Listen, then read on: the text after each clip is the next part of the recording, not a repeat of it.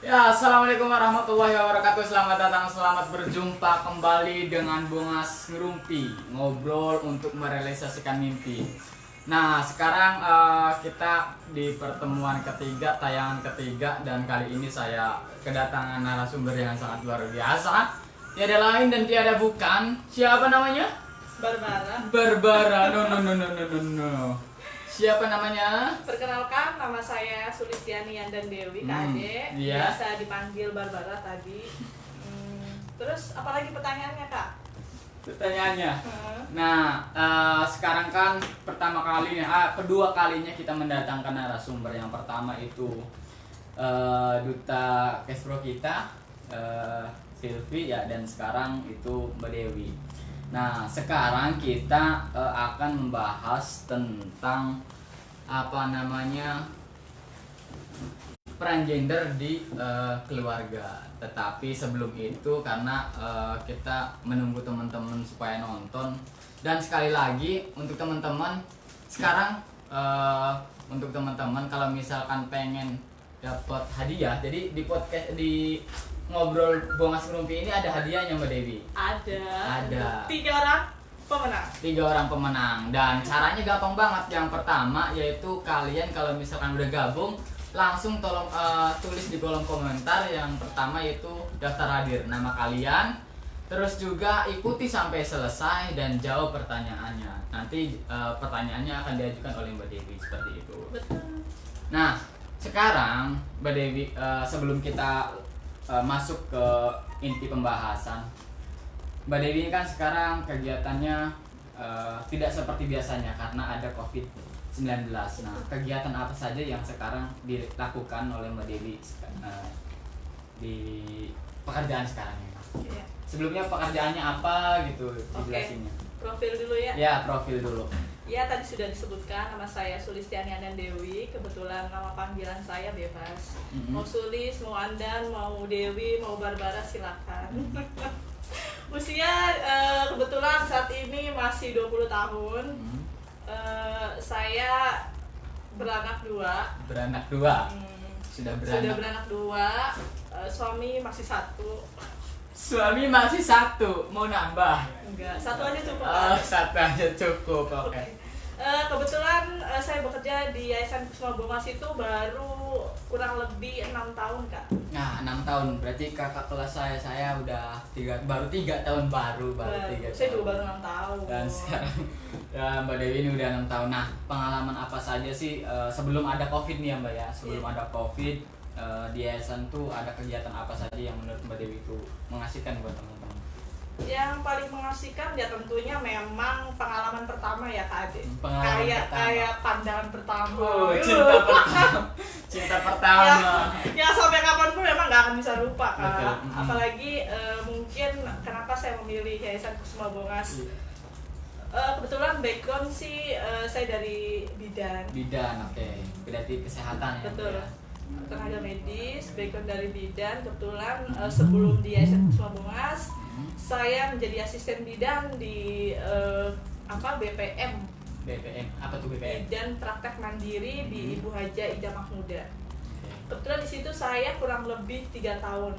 Saya menimba ilmu, mempelajari apa yang ada di sana, dari mulai pemeriksaan ibu hamil dan sebagainya. Karena saya punya tujuan setelah saya menjadi asisten bidan, saya harus membuka praktek sendiri itu kayak tujuannya. Motivasinya itu ya. Betul. Nah, lalu setelah itu saya ditawari untuk bekerja di Yayasan Kusuma Bongas. Awalnya pada saat itu siapa yang menawarkan? orang Bongas Kak Ade. Orang Bongas. Orang Bongas. Kebetulan kenalnya di Facebook. Kenalnya, oke. Kenalnya di Facebook dan belum pernah ketemu sama sekali itu tuh waktu itu. Menawarkan saya untuk bekerja di Yayasan Kusuma Bongas. Awalnya saya nanya bahwa Yayasan Kusuma Bongas itu apa? Iya. Ternyata suatu lembaga swadaya masyarakat ya. Ade tahu sendiri kan? Yeah. Image LSM di Indramayu itu seperti apa? Betul. Tapi namanya saya ya Kak. Iya. Saya pengen tahu rasa penasaran saya tinggi, maklum saya masih remaja.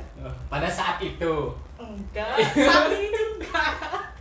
remaja pada saat itu. Iya, oke pada saat itulah. Oke. Sepertinya Kak Ade tuh enggan banget mengaku bahwa saya Enggak, masih karena remaja. udah beranak 2 kan. Oh gitu. Iya. Tapi kan Kak Ade tahu sendiri bahwa kita kan komunitas menolak tua. Oke, ya. Oke, lanjut ya. Lanjut. Sambil kita mengundang teman-teman yang lain, Mhm. kita lanjutin ngobrol kita bahwa memang pada saat itu saya ditawari sebagai konselor KT HIV. KT HIV. KT HIV itu konselor terpadu untuk program HIV/AIDS. Ya. Kebetulan waktu itu programnya dari USAID, bekerja sama dengan USAID, langsung Sundua saya menjangkau di lokalisasi itu yang pertama kali berkesan KD. Langsung ya. Legok, Tapong, Ganyong, CI, Cilandak, Cetol gitu Ya, kan. tempat-tempat seperti Tempat-tempat itu ya. seperti itu. Kebetulan jangkauan itu kalau nggak salah di 5 kecamatan. Iya. Kecamatan Gelis, Kroya, Patrol, Bongas, dan Kandakalu. Dari tempat-tempat itu mana yang lebih berkesan? Apakah Bongas, apakah Legok, apakah Cilandak dan yang lain? Menurut Mbak Dewi nih pada saat kegiatan kan itu kan awal banget Mbak Dewi masuk ke tempat-tempat kayak gitu, mana yang paling berkesan dan ada insiden apa atau cerita apa gitu yang unik gitu? Oke, tentunya memang dari beberapa kecamatan ya kan, apalagi di tahun 2016-17 itu Yayasan Kusuma Bongas mendapatkan program di 15 kecamatan. Yang paling berkesan menurut saya itu ya di Bongas kan, karena saya akui, saya lebih paham tentang Bongas dibandingkan dengan kecamatan kelahiran saya kan. Dari daerah sendiri gitu ya.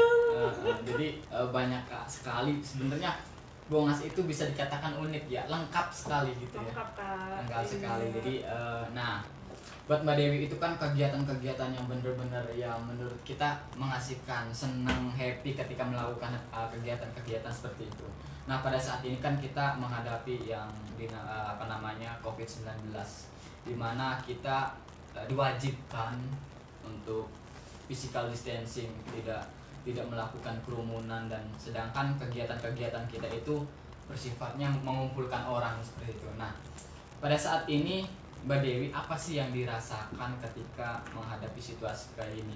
Kegiatan nggak ada dan kita harus di kantor. Apa sih yang menurut Mbak Dewi kangen gitu atau seperti apa? Ya tentunya kangen banget kan, karena kita itu di stop ya, adanya kasus itu di bulan Maret, makanya Maret, April, Mei, sekarang Juni, ya kita tuh sungguh sangat rindu sekali dengan kegiatan-kegiatan lapangan, karena pada intinya kegiatan-kegiatan kita itu 90% ada di lapangan kan? Iya, 90% ada. Dengan adanya itu Itu Shopee, belanja. Lanjut ya. Tentunya dengan adanya hal-hal seperti ini di pandemi COVID, kita harus bisa melakukan alternatif strategi gitu kan. Bagaimanapun kita juga harus mematuhi aturan pemerintah, di mana pemerintah memberikan aturan untuk physical distancing, tidak boleh ada kerumunan dan sebagainya. Mungkin pada saat ini karena kalau nggak salah Bapak Ridwan Kamil, Gubernur Jawa Barat itu sudah menghapus PSBB Kak. Sekarang menjadi AKB, adaptasi kebiasaan baru. Oh, bukan kehidupan baru ya. Kehidupan baru buat yang sudah menikah, saya belum menikah. Itu. Jadi Kawin udah belum Kak? belum, Bu, jangan memancing di sini. Banyak orang yang lihat. Aduh. Awalnya saya yang pengen ngemancing Mbak Dewi ini buat ngomong, tapi ternyata saya yang dibully. Iya, whatever.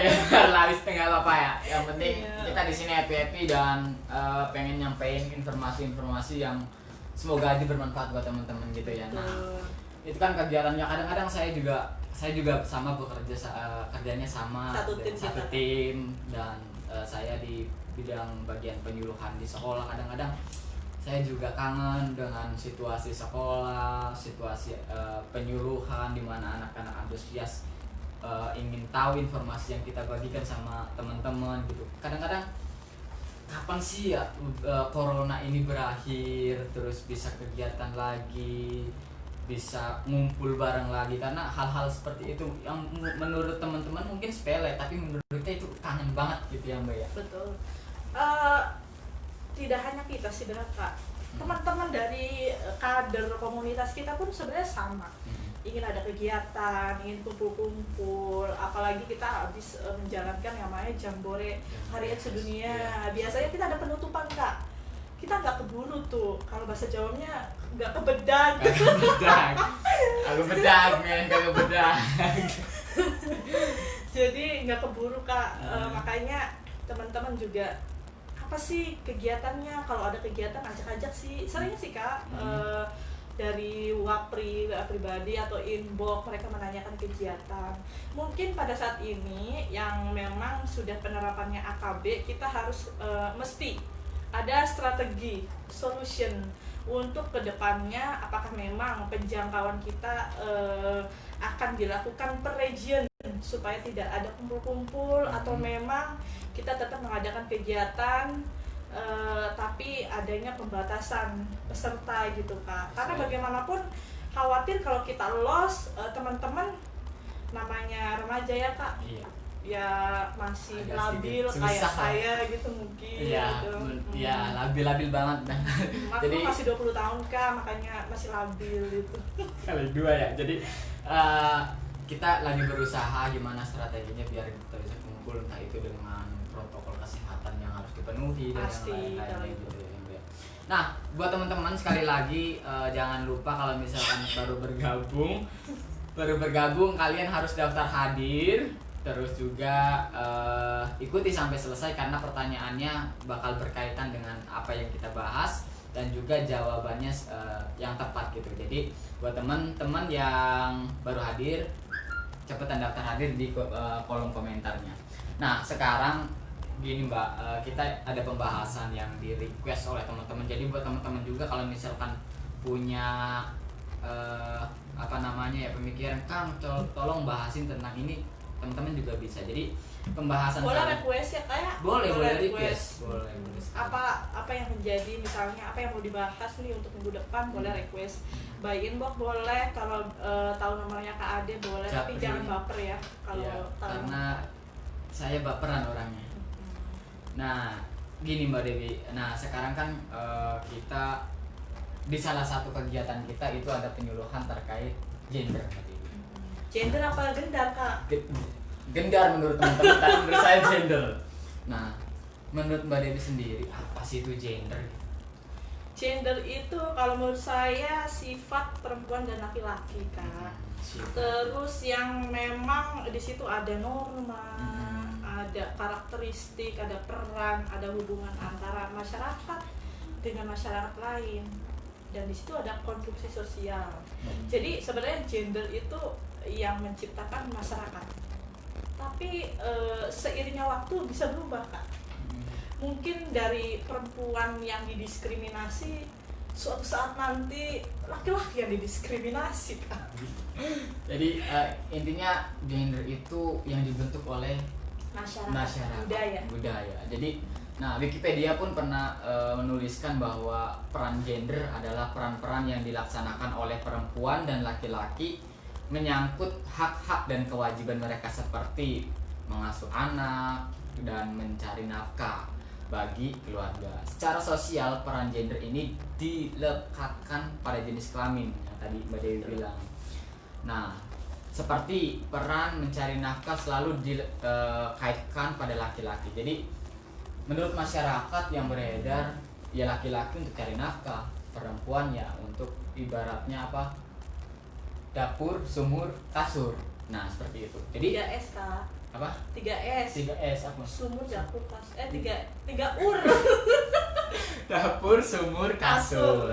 Nah, yang berkaitan seperti itu. Nah, menurut Mbak Dewi nih, bagaimana sih menurut Mbak Dewi bagaimana dari statement yang tadi dibahas, apakah laki-laki harus cari nafkah, perempuan harus dapur, sumur, kasur, atau mengasuh keluarga atau anak gitu. Menurut Mbak Dewi pandangannya seperti apa? Ya kalau menurut saya memang, apalagi saya perempuan yang memang Perempuan. sangat menjunjung, iya perempuan Kak. Saya sudah melahirkan 2 anak loh. Iya. Mungkin secara fisik aja kali Iya. Kak. Kayak Kemaskulinan. Oke. Iya. Itu namanya diskriminasi Oh. Kak, nggak boleh. Maaf. Lanjut. Jadi saya tidak setuju kalau memang ada pemetaan antara laki-laki dan perempuan. Bagaimanapun kita itu apa ya, semua setara, keadilan gender, kesetaraan gender. Kalau untuk mencari nafkah itu hanya tanggung jawab laki-laki itu salah. Karena apa? Perempuan juga bisa. Apalagi dengan keadaan ekonomi keluarga yang memang under, di bawah gitu kan. Tapi dengan persetujuan si suami juga Kak. Tidak sepanjang-panjang kita bekerja. Tapi lucu juga, selama saya di Bongas Kak, pengalamannya lucunya itu memang di Bongas bagus, adanya kesetaraan. Jadi yang bekerja itu tidak hanya laki-laki, perempuan juga sama. Sampai disupport si istrinya untuk bekerja sebagai PSK, WPS kalau sebenarnya, wanita pekerja seks. Jadi kadang-kadang suaminya yang nganter itu. Tapi negatif juga itu Kak sebenarnya. Udah Kebablasan, setara gender ya kebablasan. Nah, menurut Mbak Dewi tadi kan kita boleh laki-laki atau perempuan mencari boleh nafkah. bekerja. Mungkin buat teman-teman dalam tanda kutip di sini cari nafkah, mungkin lebih tepatnya untuk membantu sang suami mencari nafkah gitu ya. Tapi dengan tujuan utamanya memprioritaskan keluarga terlebih dahulu Kak, gitu. Baru kita itu kan harus dengan diskusi. Nah, sekarang kan Mbak Dewi ibaratnya udah punya keluarga. Saya memanggil Mbak Dewi. Sebenarnya kita itu ada 2 bintang tamu sebenarnya. Satu lagi Kang Apip cuman terkendala ada kesibukan yang lain karena Kang Apip banyak sekali kesibukan. Jadi sekarang cuman ada Mbak Dewi. Nah, Mbak Dewi kan sekarang udah berkeluarga, udah punya orang anak. Nah, bagaimana sih membuat kesepakatan pada keluarga? Kadang-kadang kan saya pribadi menanyakan sama Mbak Dewi supaya ketika saya berkeluarga nanti saya bisa menjadi supaya kesetaraan gendernya tidak kebablasan seperti itu. Gimana sih bikin statementnya di dalam keluarga? Ya tadi pada intinya kita harus berdiskusi dengan suami terlebih dahulu Kak. Bahwa memang tujuan ini pilihan. Ini hanya contoh di dalam kehidupan berkeluarga saya gitu kan.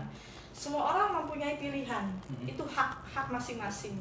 Jadi kalau saya di dalam keluarga itu yang pertama diskusi dulu, diskusi apakah saya boleh bekerja atau tidak, dan saya diizinkan, artinya disetujui bahwa memang boleh untuk bekerja, karena pada dasarnya saya itu paling nggak betah Kak kalau di rumah. Iya, saya suka tantangan, berpetualang, saya suka bekerja yang memang di lapangan lah. Saya banyak menimba ilmu begitu. Nah, jadi sayang banget kalau sampai dengan keegoisan seorang suami yang tidak membolehkan istrinya bekerja. Tapi kan mungkin Mbak Dewi juga pernah mengalami tentang hal-hal yang bersifatnya gini. Ketika Mbak Dewi bekerja dan udah disetujui oleh seorang suami gitu ya, bekerja membantu suami untuk mencari nafkah, ada nggak sih di titik ketika suami Mbak Dewi menuntut Mbak Dewi untuk ya udahlah Mbak Dewi di rumah saja gitu, karena kan Mbak Dewi udah punya anak juga, udah Mbak Dewi di rumah masuk anak dan ya ibaratnya jadi ibu rumah tangga saja. Pernah nggak sih nemuin titik seperti itu?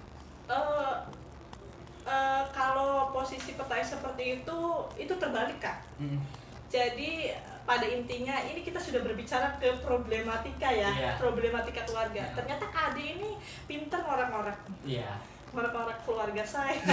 Enggak, jadi gini loh Mbak. Jadi saya kan ibaratnya saya mewakili teman-teman yang belum menikah. Di sini kan kesetaraan gender. Jadi gimana sih caranya ketika kita menghadapi keluarga yang seperti itu, mungkin pengalaman Mbak Dewi berguna bagi kita yang belum menikah seperti itu.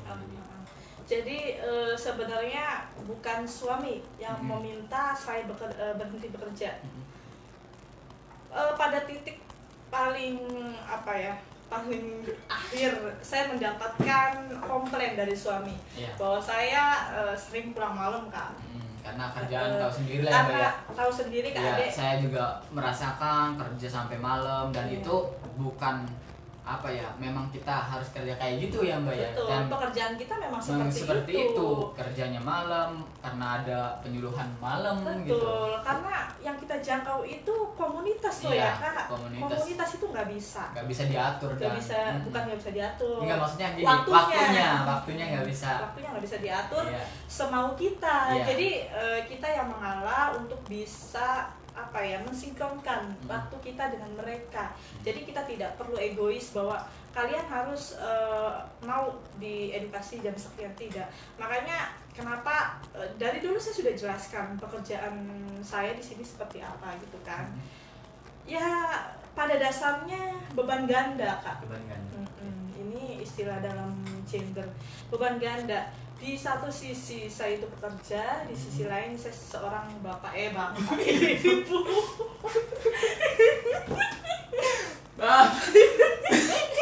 Tadi udah beranak dua, ngakunya bapak.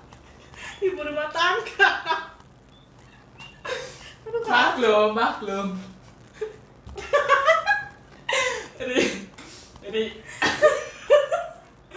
Jadi pada ini perempuan ya, Mbak, perempuan, Perempuan. cuman ke bapak-bapakan. Dasar. Gitu. Jadi seperti itu, maksudnya di satu sisi saya itu kerja, sisi lain sebagai ibu rumah tangga. Artinya di sini ada beban ganda. Iya. Karena apa? Ini bukan berbicara suatu aib ya, makanya dari awal sudah saya katakan pekerjaan saya itu seperti apa, supaya saling mengetahui di mana di dalam keluarga saya itu menganut paham demokratis, Kak. Jadi harus berdiskusi untuk mencapai mufakat, karena baik istri maupun suami itu mempunyai hak yang sama. Betul. Dalam mengeluarkan pendapat. Mungkin di mata remajanya ketika kita berpacaran saja kadang-kadang seorang laki-laki nyuruh perempuan tuh ya harus gitu kan, kadang-kadang seperti itu. Cuman setelah saya belajar, dulu saya seperti itu, Mbak Dewi, jujur. Dulu saya tahu, saya paham. Dulu saya seperti itu, menyuruh pacarnya untuk seperti ini. Tapi setelah saya tahu kesetaraan gender itu seperti apa, yang penting tadi tidak kesetaraan gender yang kebablasan tadi. Nah, yang menurut Mbak Dewi kesetaraan gender kebablasan itu seperti apa, Mbak Dewi? Jadi kalau yang kebablasan tadi sih, Kak, memang apa ya, laki-laki dan perempuan itu memiliki hak yang sama, tapi tidak juga apa ya, mengabaikan kewajiban. Itu sudah kebablasan. Kita sudah dikasih sudah dikasih izin, sudah dikasih kepercayaan sama suami, tapi tidak menggunakannya dengan baik. Makanya di sini kayak tadi yang sudah saya sampaikan, yang masalah bagaimana peran suami istri di dalam kehidupan di Bongas itu, Kak, gitu, Kak. Jadi menurut saya sudah kebablasan. Karena apa? Karena sudah menyalahi norma-norma. Nah, jadi kita juga penyuluhan di sekolah tuh ngasih informasi tentang gender itu supaya tidak ada hal-hal yang kayak gini lagi ya, Mbak ya. Betul. Supaya teman-teman di luar sana juga paham gender yang sebenarnya itu seperti apa gitu. Nah, sekarang kan Mbak Dewi udah bercerita tentang kehidupan, ibaratnya bisa menjadikan kita lebih baik lagi ketika kita punya keluarga. Sekarang kan sebentar Mbak Dewi, sekarang pengen baca komentar dulu. Banyak sekali yang udah Ayo dong, nonton terus, iya. hadir. Ini ada Warpini hadir, Eliza, Febiani hadir, Nurrohmah hadir, tadi ada juga Dani. Sekarang udah Ikat ada hadir. Halo Mbak Konita, ada Mbak Konita juga hadir. Terus ada siapa lagi? Ada Kang Apip sedang menonton juga. Ya. Halo Kang. Halo Kang. Halo, kita di sini. Kita di sini. Kapan kamu di sini? Ada lagi nih Kak, Ya. Lala Jovari hadir. Nah, jadi buat teman-teman ikuti sampai selesai, dapatkan kuisnya, dapatkan hadiah dari kuisnya, dan ada juga door prize-nya. Betul. Nah, Apa sih Mbak Dia? Ada hadiah dari Mbak Dewi, ada apa sih? Pastinya dikasih itu ya Kak. Hmm, Apa kemarin kan udah disebarin tuh poster betul. di media sosial. 3 orang pemenang mendapatkan pulsa sebesar Rp25.000. Itu tiga-tiganya. 3 dong. Tiga-tiganya men, tiga-tiganya dapat 25.000. Kapan lagi kamu di rumah aja nggak kerja dapat pulsa? Betul. Betul. Nah, nanti ada door prize-nya, dan pertanyaannya nanti langsung dari Mbak Dewi. Nah, menurut teman-teman, kalau misalkan ada yang mau ditanyain tentang terkait gender, kalian juga bisa tulis di kolom komentar. Ada yang pengen curhat juga boleh tulis di kolom komentar, nanti kita bahas di sini ya Mbak Dewi ya. Nah, buat Mbak Dewi, ada nggak sih motivasi buat teman-teman remaja kayak saya gitu, remaja nih ya, remaja kayak saya, supaya pada saat ini kan belum tahapnya untuk menikah, karena menikah itu umur 25 bagi laki-laki dan 21 untuk perempuan. Nah, ada nggak sih motivasi atau gimana caranya supaya pada saat pernikahan bisa menemukan atau bisa berbagi peran dalam keluarga? Oke, biasanya ya di era milenial nih, Ya. anak-anak zaman sekarang itu Kak, nggak nggak langsung kayak dulu zaman Siti Nurbaya Heeh. dijodohin Heeh. tanpa mengenal satu sama lain, Betul. lalu ya udah langsung menikah. Langsung menikah. Sekarang beda zamannya Kak. Jangan. Orang-orang tua zaman sekarang jangan menyamakan budaya dulu dengan sekarang. Kita harus mengkaji lagi bahwa memang tidak perlu disamakan. Di era sekarang tentunya itu pilihan untuk berpacaran, walaupun agama melarang. Yes. Tapi itu pilihan Kak, kita nggak boleh. Kalian tidak boleh menikah, itu sudah melanggar hak Kak. Nah, jadi di dalam pacaran kita juga harus banyaknya, makanya ada pacaran sehat. Banyak-banyak mengedukasi pacar kita supaya apa? Supaya melek gender.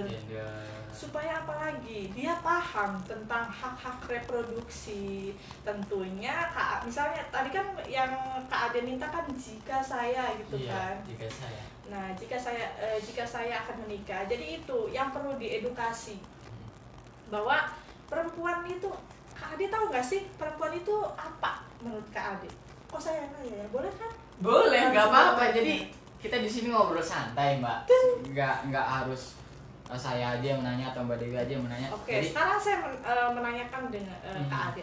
dari sisi remaja ya, dan ini Oke. pendapat saya pribadi. Menurut Kak Ade, perempuan itu apa? Kak Ade dengan perempuan kan? Suka perempuan? Suka, masih normal. Tidak suka laki-laki lagi Masih Kak. normal. Oh, gitu. Menurut saya perempuan itu, perempuan dalam tanda kutip, orang tua ibu saya juga perempuan.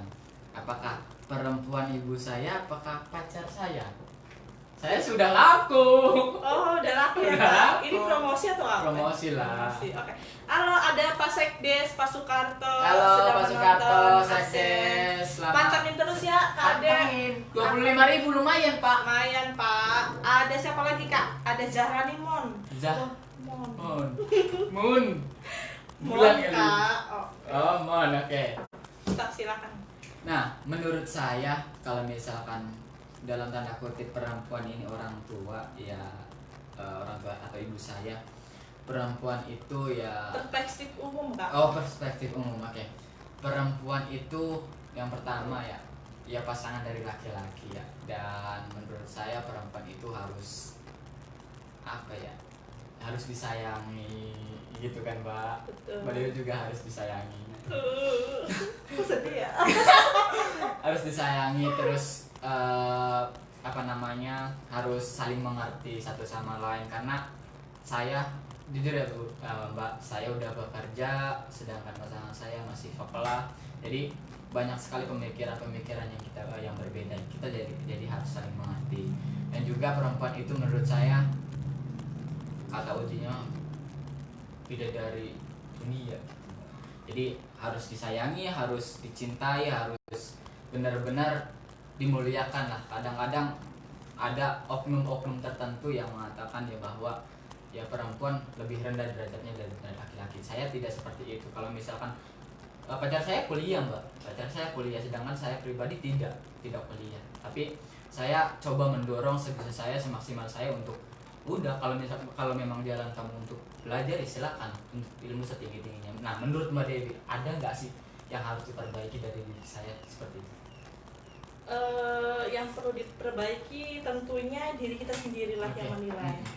Tapi sejauh ini yang saya hanya berpesan bahwa memang perempuan kita harus tahu dulu definisi perempuan itu seperti apa. Yang sampai saat ini masih melekat di ingatan saya belajar banyak dari Pak Dekan. Halo Pak Dekan. Kalian aja nonton Mbak. Fakultas Hukum di Universitas Surabaya. Oh ya, sekarang itu Mbak Dewi sekarang lagi belajar melanjutkan kuliah. Ambilnya ilmu hukum supaya Mbak Dewi pernah bercerita kenapa dia ambil hukum, supaya teman-teman perempuan khususnya mereka melek hukum, bener nggak Mbak? Betul. Saya ingin perempuan khususnya di Indramayu perempuan yang melek hukum. Jadi tidak ada lagi yang namanya kekerasan dalam rumah tangga, tidak ada lagi kekerasan dalam berpacaran, tidak ada lagi eksploitasi pada perempuan dan sebagainya. Jadi perempuan harus melek hukum. Itu Kak Ade. Nah, sekarang kan Mbak Dewi pengen punya cita-cita melek hukum kayak gitu ya Mbak untuk perempuan. Nah, saya punya pertanyaan. Kadang-kadang laki-laki ya, apalagi usia-usia remaja. Kalau menurut Mbak Dewi ini tergolong apa gitu ya? Apakah bias gender, apakah kesetaraan gender yang kebablasan? Nah, kadang-kadang dalam berpacaran saya sendiri untuk menyuruh atau supaya ini boleh diminum Kak? Iya boleh, bukan udah disiapin. Tuangnya jauh. Ini bukan bukan sponsor, ini beli sendiri.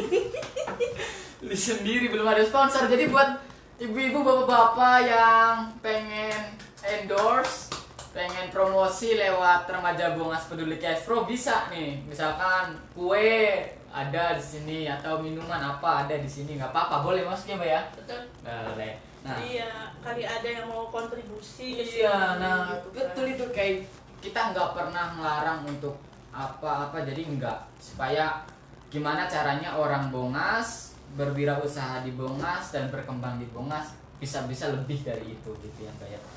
Nah pertanyaannya kembali lagi, kadang-kadang remaja-remaja sekarang ketika berpacaran, khususnya laki-laki tidak pernah dan tidak menyalahkan perempuan juga, khususnya laki-laki kadang-kadang menyuruh, memang pikirannya tuh baik biar lebih baik lagi, kadang-kadang menyuruh pacarnya itu berlebihan, seperti dah kamu di rumah aja jangan keluar malam.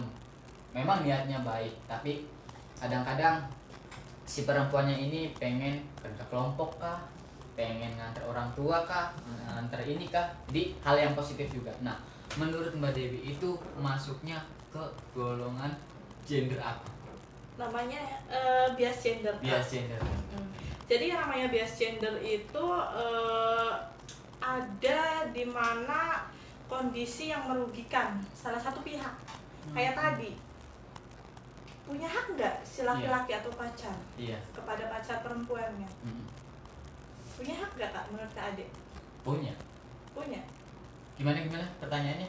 Kan tadi Kak Ade bilang ada di dalam hubungan berpacaran, di mana si laki-laki ini berlebihan kepada si perempuannya.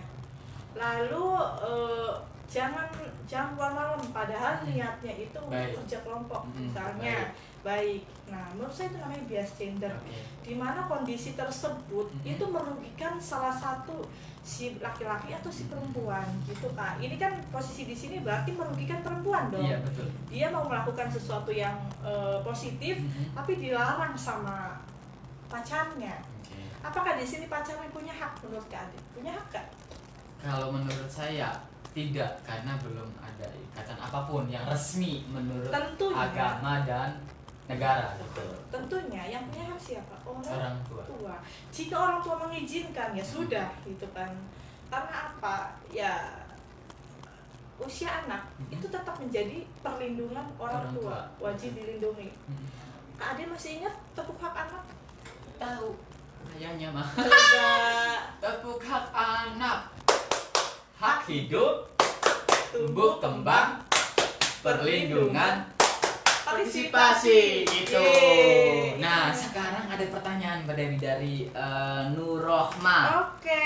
Izin bertanya, menurut Mbak Dewi, bagaimana cara kita sebagai perempuan meyakinkan kepada orang tua kita perihal pendidikan tinggi menurut ilmu menuntut ilmu untuk perempuan juga ikut adalah hal yang penting karena kebanyakan di Bongas sebagian orang tua menyepelekan pendidikan untuk anak perempuan. Nah, ini sebenarnya bagus sekali karena program kita awal itu seperti itu ya Mbak ya.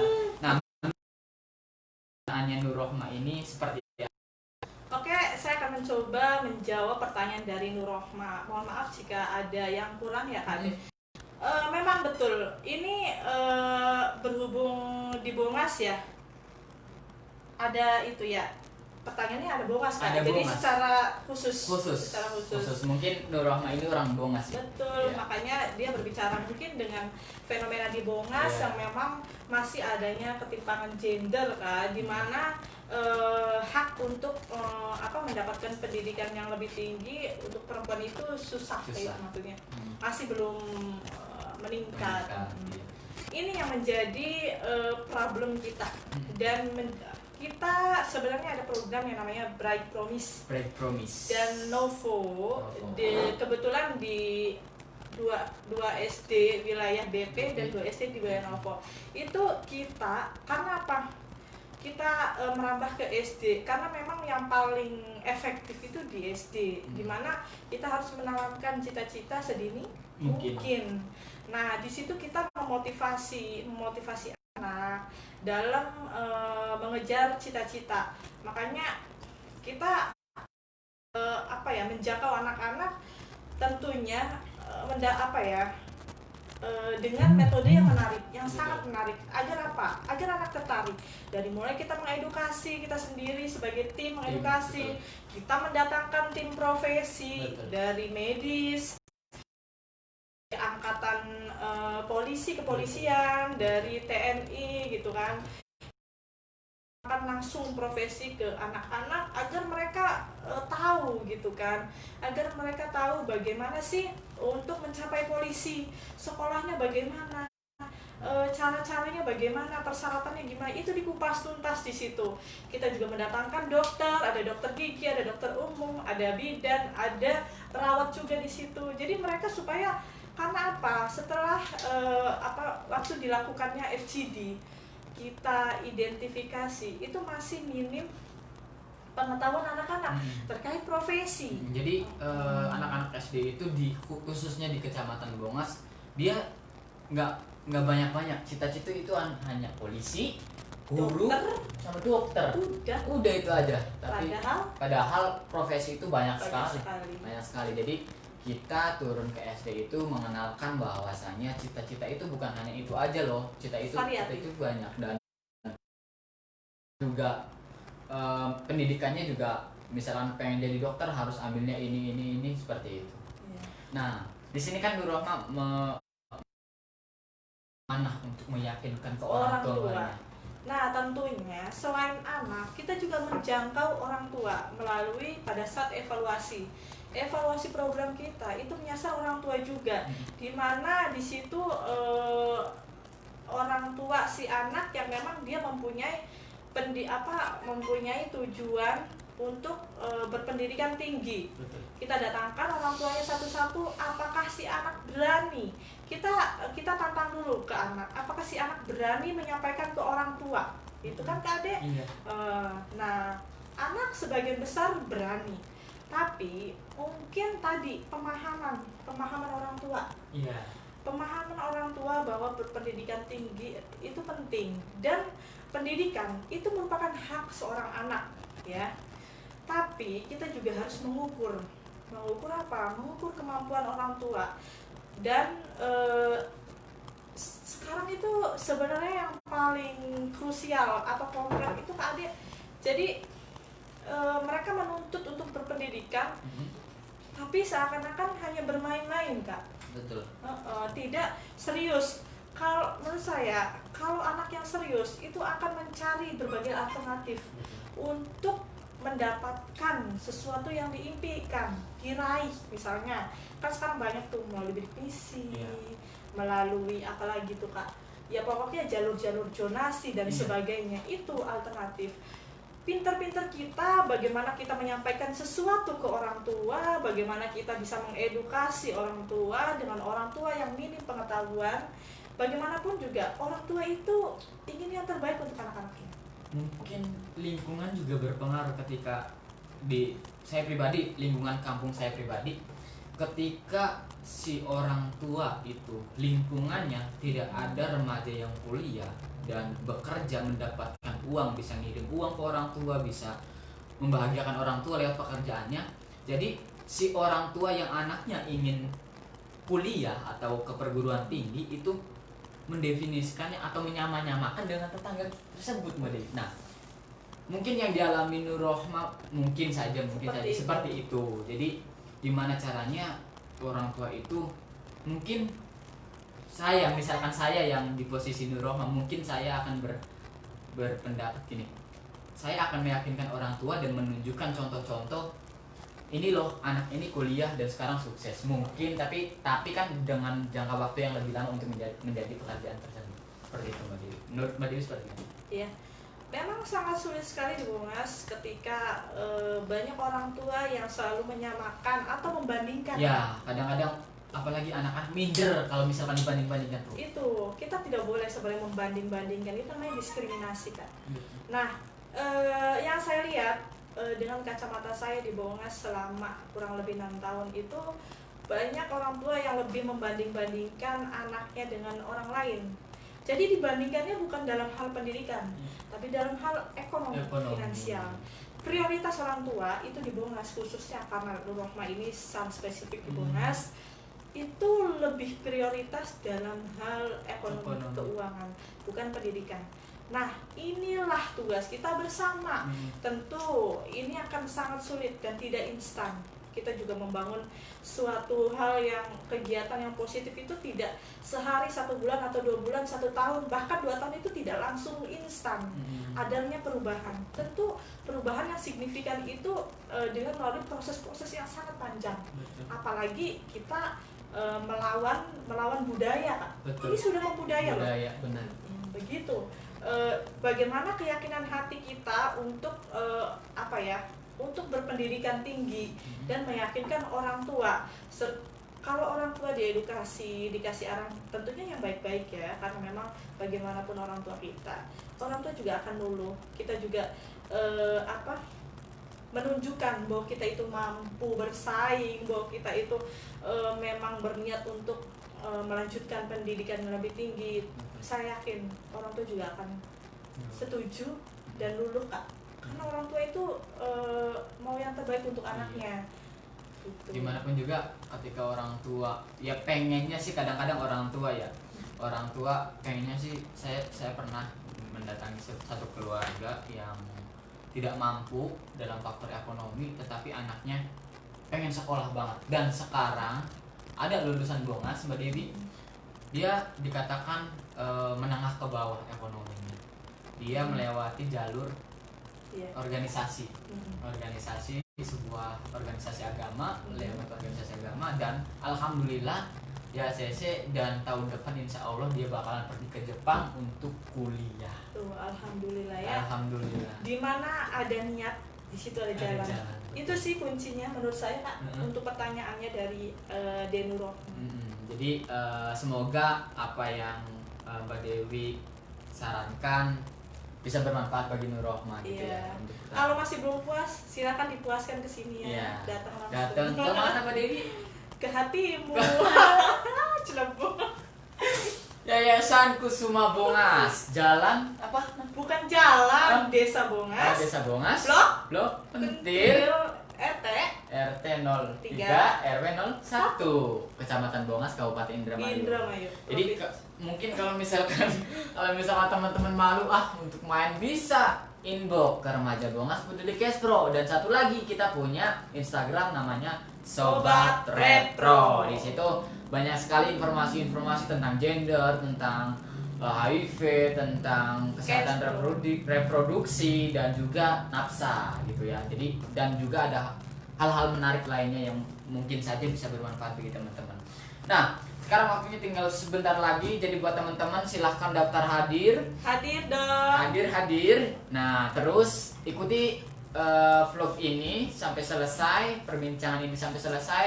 Nanti ada pertanyaan yang akan bahas. Soalnya kita dalam satu sesi itu hanya ada waktu 1 jam buat teman-teman bisa mendapatkan informasi-informasi dari kita. Nah, sekarang mungkin tentang gender udah, tentang bias gender dan yang lain-lain kita udah bahas. Mungkin Mbak Dewi setelah semoga saja di saat pandemi ini nanti ada nggak sih buat teman-teman di luaran sana, kita kan mencakupnya Kecamatan Bongas ya Mbak Dewi ya. Apakah ini kan tercetusnya Bongas Ngerupi ini karena adanya pandemi, bener nggak? Kita memaksimalkan media sosial dengan cara seperti ini dan bisa diakses oleh siapapun di media sosial ini. Bisa nggak ketika pandemi udah selesai, kita kan ada kegiatan di lapangan juga, ya Mbak ya. Podcast ini atau perbincangan kayak gini masih tetap ada, itu bisa nggak Mbak? Bisa banget. Yang penting ini tentunya kita membutuhkan kritik dan saran ya. Serta ide-ide yang membangun nih. Betul. Dari teman-teman remaja Bongas Peduli Kespro dan Sobat Repro tentunya. Jadi kritik, saran dan ide ini sangat penting buat kita. Apakah memang kegiatan ini cukup efektif atau menarik, berarti kita akan melanjutkan gitu ya Kak. Betul. Tapi sepertinya menarik sekali. Dan kita juga rencana akan mengundang para narasumber lokal dan ahlinya gitu terkait apakah langsung dari unsur pemerintahan, unsur kesehatan, unsur keagamaan mungkin bisa. Jadi kan banyak sekali kita bakalan bahas tentang pemerintahan dari mata pemerintahan, dari mata kesehatan dan juga tidak lupa dari mata keagamaan seperti itu Mbak Dewi. Iya mungkin. Ya akan seperti itu insya Allah. Jadi buat teman-teman di luar sana kasih saran, kritiknya yang membangun dan juga tolong ketika kegiatan podcast ini di-share ya Mbak ya. Iya. Ke yang lain supaya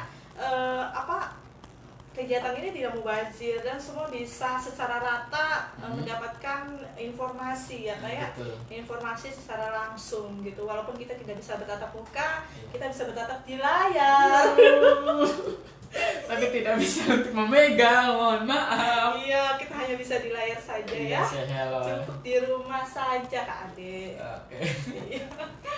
Ya mungkin saya juga akan menambahkan pertanyaan dari Nurul itu. Oh masih dipikirkan. Iya, karena apa? Bagus banget pertanyaannya. Bagus sekali pertanyaannya, apalagi perempuan Kak. Ini kita lagi membahas perempuan, gender.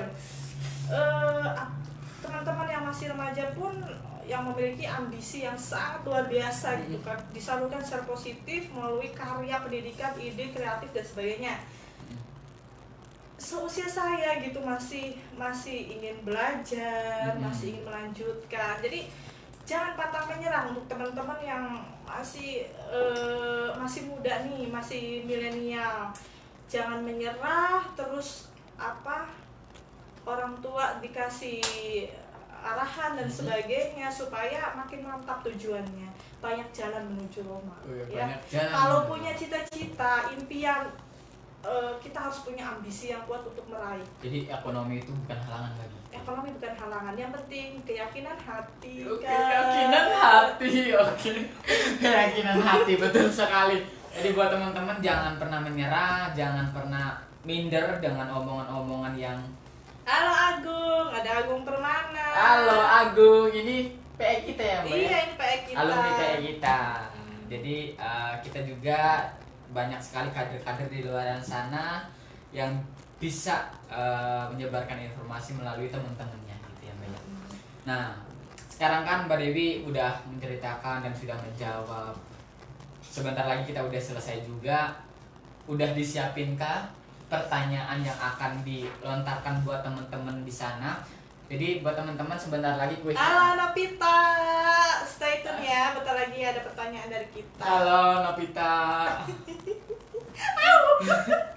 Jadi Ya, bentar lagi kita akan ngebahas kuisnya. Oh, jadi kayak gini ya. Iya. Jadi bentar lagi kita akan memberikan sebuah pertanyaan buat teman-teman. Ada 3, tapi kalau misalkan yang jawabnya banyak itu pun ya Mbak ya. Tapi kalau misalkan enggak ya ada beberapa dan juga ada door prize juga. Halo Wong Aran. Wong Arad. Kang Sugai. Kang Sugai, halo. Pantengin terus ya, jangan kemana-mana, bentar Ya. lagi ada kuis. Ini orang terganteng di Pramuka katanya. Iya. Katanya. Ini Arjuna Ireng, Kak. Arjuna Ireng. Kang Habis dari Sugai. Batam, Kak. Ini ODP. ODP, lagi di karantina ya. Iya, Oke, lagi karantina. semoga karantinanya lancar dan juga cepat keluar dari karantinanya. Oke. Pertanyaan pertama. Pertanyaan pertama, jeng jeng. Wah, Jeng. seharusnya ada besok kayak gitu, jeng jeng. Iya ya, Kak. Ah, nantilah dipikirin, Mbak. Yes. Karena kita ya. Kita bawa panci harusnya. Jeng jeng. Pertanyaan pertama. Pertanyaan pertama. Perhatikan baik-baik, dengarkan seksama karena ini pertanyaan tidak diulang, betul? 2 kali? 2 kali, Kak. 2 kali. Pertanyaan ini Saja. akan di Jangan nganyang. Apa itu? nawar. Jangan nawar. Ih, banyunya asrep. Iya. Nawar. Tawar. Ih, garing banget. Garing. Boleh minum, Kak? Boleh, boleh. Cuma air putih. Iya, ini air putih. Aduh, jadi buat temen-temen yang Gak ada lagi cemilan. usaha bikin cemilan, bikin minuman, boleh endorse ke kita biar kita ada makanannya, ada minumannya gitu, sekalian dipromosiin. Ini Aqua, air putih yang berbahagia, seperti itu. Oke, Pertanyaan. pertanyaan. Ya, Apakah ya. di Kabupaten Indramayu sudah memiliki perda peraturan daerah, Kak, Nah, tentang PUK atau pengaruh samaan gender? Jika ada, perda nomor berapa? Silakan dijawab. ulangi satu lagi kan 2 kali. Oke. Pertanyaan pertama. Pertanyaan pertama. Apakah di Kabupaten Indramayu sudah memiliki perda tentang PUK atau pengaruh samaan gender? Jika ada, Nomor berapa? silakan tulis tidak. Jeng jeng jeng. Jeng jeng jeng 5 menit. Dimulai dari sekarang. Nah, itu pertanyaan pertama. Kalau misalkan mungkin 5 menit bisa searching dulu gak sih? Ini 3 menit aja, Kak. Oke. 3 menit dah. Sekarang udah pukul 15.50 dan nanti kalau misalkan ada yang jawab, ada yang ngejawab belum, Mbak? Belum. Belum. Kita isi apa ya? Kisah isi mungkin pepatah mungkin bisa, atau puisi Puisi. atau motivasi buat teman-teman. Paling ini saya akan sana. menyampaikan seruan untuk para ibu-ibu atau perempuan Oke. yang selama di tentunya beban perempuan ini sangat ganda. Ya. Apalagi anak-anak diliburkan. Iya, kan ganda lockdown. Sudah lockdown, anak-anak diliburkan selama kurang lebih 3 bulan ini, Kak. Anak saya di rumah aja pusing. Aku belum punya Karena anak. Pertama, perempuan bekerja. Kedua, tangga, dan ketiga ini soal anak. Tentunya setiap hari itu ada e-book atau pekerjaan yang memang pekerjaan anak harus dikerjakan. Tentunya harus ada pendampingan orang tua. Dan beban seperti itu. Halo para bapak. Hei, calon bapak. Kasih bapak-bapak, Pak tolong Pak bantuin anak-anaknya, jangan ibu-ibu saja. Pusing karena apa? Sekarang di era pandemi. Di era pandemi tidak hanya anak saja, Kak, soalnya ibunya yang masih kuliah pun tentu dia juga banyak PR, Kak. Oh, gitu Yang ya. tugasnya setiap hari harus dikerjakan. Iya. Tingkat kesetresan ibu rumah tangga memang sekarang tinggi. Sabar. Menurut data dari Kementerian Pemberdayaan Perempuan dan Perlindungan Anak. Ya, karena apa tadi? Beban ganda.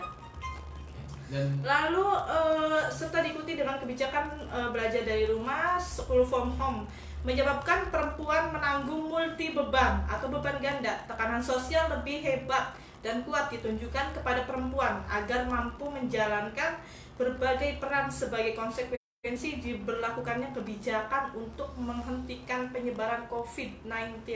Sayangnya, hal ini tidak diikuti dengan narasi-narasi edukatif, mendorong praktek gotong royong seluruh anggota keluarga untuk melakukan pekerjaan domestik. Perempuan mengalami diskriminasi gender dengan beban berlapis, rentan stres dan sakit karena kelelahan, serta kekurangan nutrisi karena harus mendahulukan anak-anak dan suami, Kak. Biasanya nih kalau makan, pasti perempuan itu paling akhir, Kak. Nunggu suami sama anak dulu. Curhat. Stres, Kak. Jadi saya sepakat bagi bapak-bapak dan calon bapak nanti ketika ya semoga saja COVID ini cepat selesai dan bisa pulih seperti semula ya. Sudah ada yang jawab, Kak? Sudah ada yang belum? Coba dilihat adakah yang jawab? Belum. Kak. Mungkin pertanyaannya sedikit sulit mungkin, Mbak. Ada pertanyaan yang lain ke Mbak? Oke, pertanyaan kedua. Pertanyaan kedua, perhatikan baik-baik. Jeblak. Kang Suga ya jawab, tapi ini nonton bareng. Nonton bareng lagi. Orang muncul Nggak muncul ya. Oke, Jawabannya apa? Jawabannya Kita tunggu ya. ada. Wong Arab itu. Wong Arab ada yang ngejawab, cuman karena mungkin tidak tahu ya, ada Kak operator Ade. kita yang akan menyampaikan kepada kita, cuman belum tahu jawabannya apa.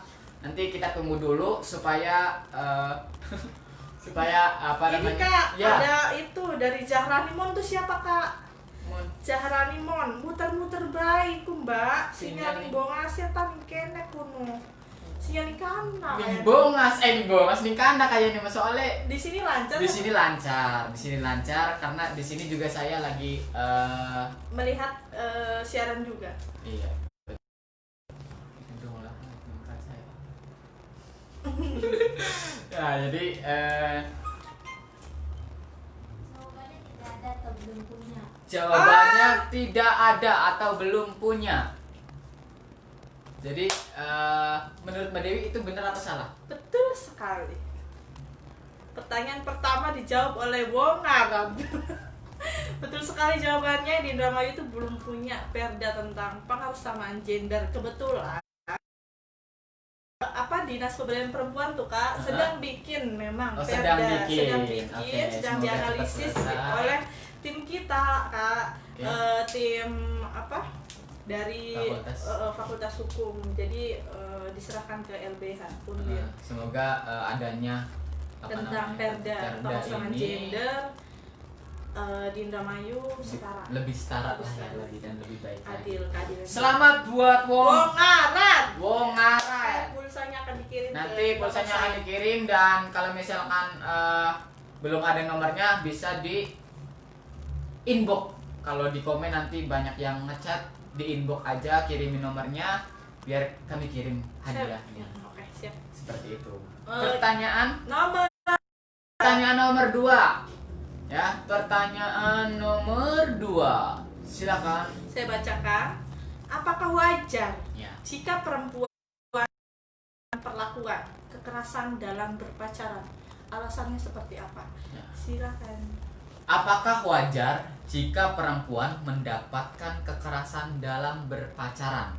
Dan tulisan juga rasanya. Silakan buat teman-teman yang lagi nonton, jawab pertanyaan tadi. Waktunya 3 menit Menit dimulai dari sekarang. Galileo. Jadi kita itu kuis ini atau siaran ini setiap hari Jumat jam 3 sore. Semoga aja setiap minggunya selalu ada ya, Mbak ya. Oke. Dan Rencananya minggu depan itu mau mengundang narasumber dari mana, Kak? pengennya sih pribadi saya ya pengen mengundang dari pihak pemerintahan, karena semoga saja dengan adanya seperti oleh semua orang ini kan zamannya COVID gitu ya, Mbak ya. Betul. Tetapi kenyataannya di lapangan masih banyak yang orang-orang yang masih melanggar. Semoga aja ketika saya mendatangkan dari pemerintahan bisa mengedukasi lewat Bongan Semurumpi ini, dan bisa dijangkau oleh lebih banyak orang melalui media sosial dan juga bisa mematuhi protokol kesehatan seperti itu Mbak. Betul. Ya, semoga aja saya bisa memanggil dari pihak pemerintahan Dan tersebut tidak ada halangan. dan tidak ada halangan. Ya doain aja supaya podcast ini atau Bongas Ngerumpi ini lebih berkembang lagi. Mungkin teman-teman juga punya ide menentukan tema juga akan kita Bisa. akan kita bahas ya dengan para narasumber yang tentu ahli di bidangnya. Jadi kalau misalkan contoh teman-teman pengen request ini, nah 1 minggu sebelumnya itu kalian ajukan, misalkan Mbak Dewi atau Kang Ade tolong bahas tentang pacaran sehat itu seperti apa, itu contoh. Jadi kita akan kita pikirkan juga narasumbernya siapa, dan minggu depannya insya Allah akan dibawakan ya Mbak ya, kalau misalnya nggak ada halangan seperti itu. Udah ada jawabannya kah? Belum Kak? Belum ada. Diulangi lagi nggak apa-apa Kak? Oke boleh, nggak apa-apa. Pertanyaannya. Mungkin teman-teman di sana nggak kedengaran karena sinyal atau apa segala Ya, macam. apakah wajar jika perempuan mendapatkan perlakuan kekerasan dalam berpacaran? Berikut alasannya, ya silakan. Wajar nggak ketika seorang perempuan itu mendapat kekerasan? Silakan jawab dan tuliskan alasannya. Sebenarnya pertanyaan itu sehari-hari kita sih ya Mbak ya. Betul, karena yang saya lihat memang masih banyak bentuk-bentuk kekerasan seksual, kekerasan dalam berpacaran. Iya. Betul. Termasuk KTD Kak. Oh, KTD. Data KTD di meningkat. Kecamatan Bongas itu meningkat, selalu meningkat setiap tahunnya. Pernikahan juga sekarang meningkat. Pernikahan di masa pandemi. Ya Jadinya Allah. saya pengen nikah. Astagfirullah Kak, saya juga Kak. Maaf sudah ya. Jadi saya nih ya, teman-teman saya, angkatan saya setahun 98 gitu ya. Saya lahir 98 itu hampir udah nggak ada lagi yang bujangan gitu Mbak. Udah pada nikah ya, mungkin karena mereka lebih siap untuk, karena kan kayak kalau menurut saya, yang tahu saya kan ada beberapa aspek yang harus disiapkan ketika menikah. Jadi saya berpikir mungkin aspek-aspek ini saya belum, jadi saya urukan dulu lah gitu. Ada yang jawab kah? Belum ada kah? Belum ada. Belum ada. Wah, sayang sekali ya. Berarti nanti ini udah jam 4 sore dan juga udah dapat satu pemenang, satu yang ngejawab tadi. Siapa Mbak Wong? Wong Arad alias Kang Sugay. Wong Arad. Iya. Wong Kang Arad. Sugay ini dari Kanahaur ya Kak. Oh, dari Kanahaur. Bukan dari Bongas. Jadi semua yang Oh iya ya, Kang Sugi itu ketika Jambore Karya Dunia khas. menjadi tim kreatif kita. Betul. Oke Kang Sugi, selamat dan semoga pulsanya bermanfaat. Amin. Pakai masker selalu, Iya. jaga kesehatan. Udah, Oke. mungkin itu saja. Ada pesan terakhir dari Mbak Dewi? Pesan terakhir Yang terakhir mati ya Pak. dalam podcast ini. Oke, mungkin lebih tepatnya closing statement. Oke. Kak. Jadi yang namanya perempuan kita tidak boleh merasa minder ya, Oke. atau ada perlakuan diskriminasi terhadap gender. Hmm. Kita perempuan mempunyai hak dalam hal pendidikan dan sebagainya. Sebagai perempuan juga harus mempunyai tujuan hidup, tidak hanya berkeluarga. Jika Anda mempunyai cita-cita, raihlah cita-cita setinggi mungkin. Karena ibu yang pintar atau ibu yang berpendidikan tinggi pasti akan melahirkan generasi sehat, cerdas, dan berprestasi. Yuk. Sampai jumpa di acara Bongas berikutnya. Ngerumpi. Jadi intinya gini, ketika orang itu nggak ada yang sempurna, Betul. ya Mbak ya. Dan yang akan menyempurnakan kita itu adalah pasangan Hanya, kita. iya. Nah, kesempurnaan itu hanya milik Allah Ta'ala dan nggak ada lagi. Mungkin itu saja yang bisa kami berdua sampaikan. Kurang lebihnya mohon maaf apabila ada kata-kata yang Kurang berkenan. mohon Ada maaf. gading yang tak retak. Tak ada gading yang tak retak. Kita gading mungkin banyak retaknya. Kami mohon maaf yang sebesar-besarnya. Saya Aden Nur Kapsah. Ya. Saya Sulistiani Andan Barbara. Sulistiani Anan Dewi. Iya. Pamit. Wassalamualaikum warahmatullahi wabarakatuh. Bye bye. Ya, Lah kasih selamat mencet. sore. Terima kasih, sampai jumpa minggu depan.